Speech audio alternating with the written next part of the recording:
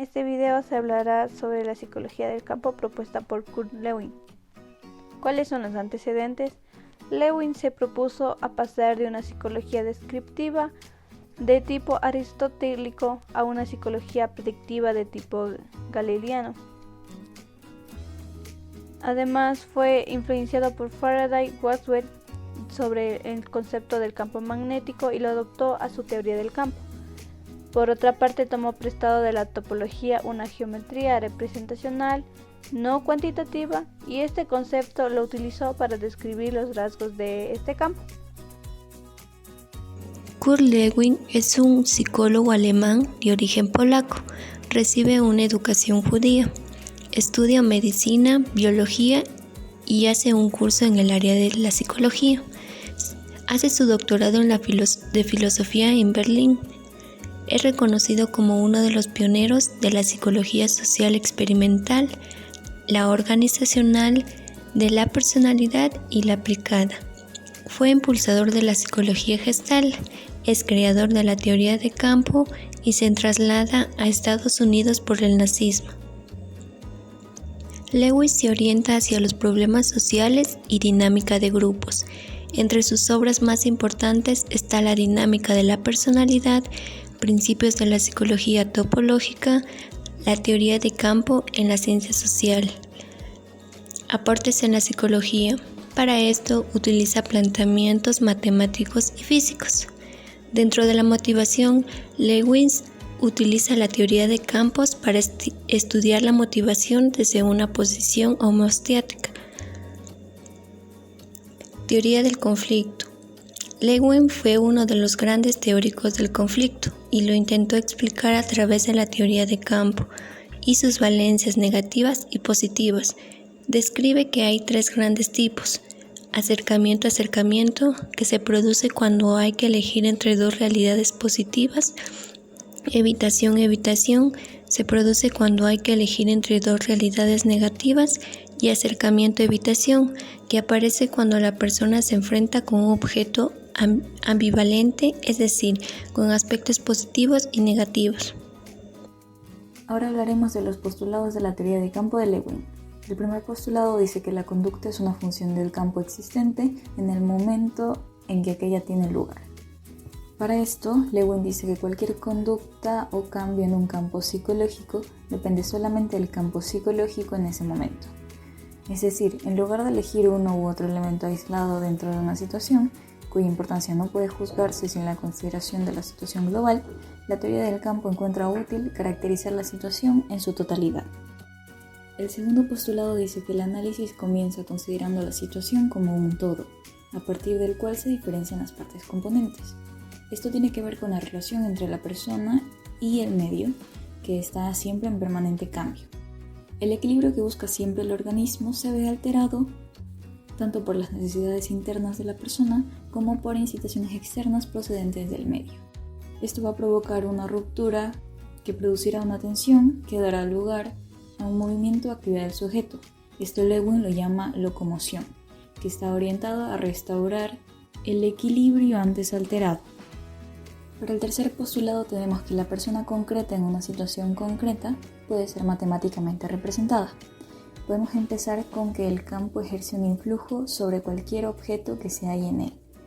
Este efecto se deja ver en la conducta individual, en donde Lewin sintetizó su postura en la siguiente fórmula. Básicamente, la conducta está en función de la persona y de su ambiente.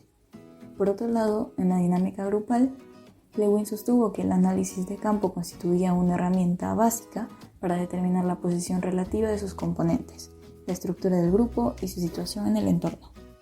El objetivo de la teoría del campo propuesta por Lewin es afirmar que las variaciones individuales del comportamiento humano con relación a la norma son condicionadas por la tensión entre las percepciones que el individuo tiene de sí mismo y del ambiente psicológico en el que se sitúa. Metodología. Lewin defendió un enfoque metodológico experimental y procedimientos de observación psicológica, acordes con los principios gestálticos y dinámicos de la teoría del campo. Se sistematiza su concepción metodológica en 10 principios básicos. 1. No hay nada tan práctico como una buena teoría. 2. Principio del experimento biótico. El diseño de investigación tiene que ser semejante en su estructura y en su proceso a un tipo de situación real. 3. Principio del tipo de sucesos.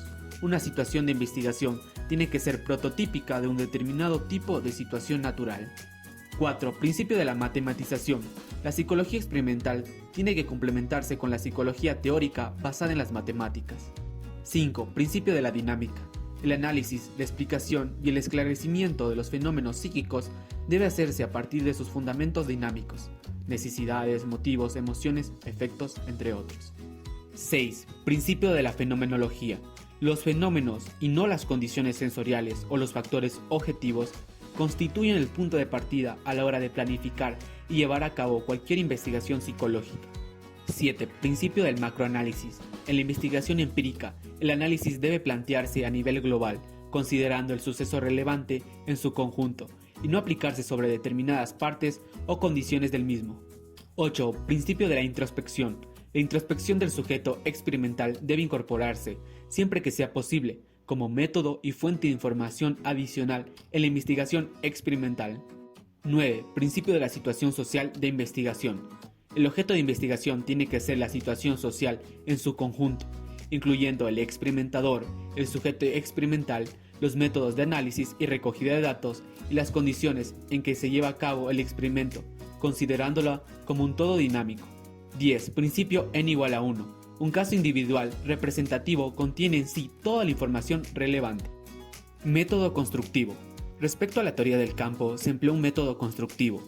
La esencia del método constructivo es la representación de un caso individual con el auxilio de unos pocos elementos de construcción. En psicología, se pueden emplear como elementos la posición psicológica, la fuerza psicológica y otros conceptos similares. Las leyes generales de la psicología son enunciados acerca de las relaciones empíricas entre estos elementos constructivos o algunas de sus propiedades. Es posible construir un número infinito de constelaciones de acuerdo con esas leyes. Cada una de esas constelaciones corresponde a un caso individual en un momento dado. De esta manera, puede llenarse el vacío entre generalidades y especificidades, entre leyes y diferencias individuales.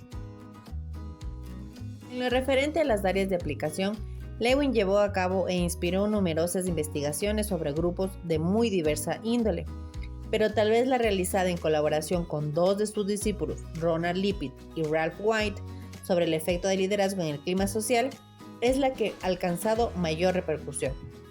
Estaba comprometido socialmente, tanto así que impulsó un movimiento de investigación-acción, como se le ha llamado, orientado a promover el cambio social desde la investigación experimental de problemas sociales relevantes como la discriminación o la igualdad de oportunidades. Asimismo, Lewin consiguió rehacer su vida con éxito en el continente americano, donde se rodeó de discípulos, colaboradores y seguidores, quienes, a través de sus contribuciones, formaron parte de la psicología que tenemos hasta nuestros días. La Gestalt también ha influenciado en la psicología actual, y este autor se interesó más por la motivación, la personalidad, la psicología social y las aplicaciones prácticas que por el aprendizaje o la percepción. A modo de conclusión, podemos decir que Kurt Lewin es considerado el precursor de la psicología social. Cada postulado, aporte e investigación han formado la psicología que conocemos en la actualidad. También sentaron las bases de la psicología social, la psicología organizacional y la escuela de la Gestalt. Muchas gracias por su atención.